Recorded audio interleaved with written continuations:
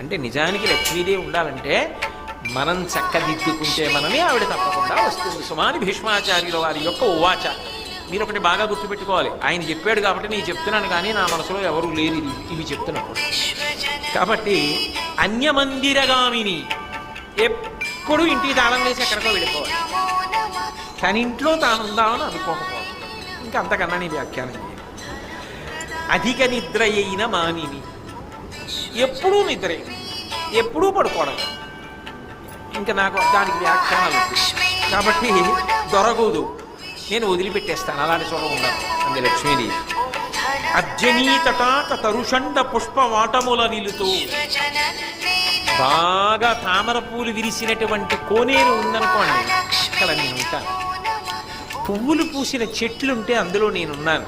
నేను నా ప్రవచన ప్రారంభంలోనే మీకు లక్ష్మి అంటే ఎలా ఉంటుందో చెప్పాగా, ఆకుపచ్చని ఆకు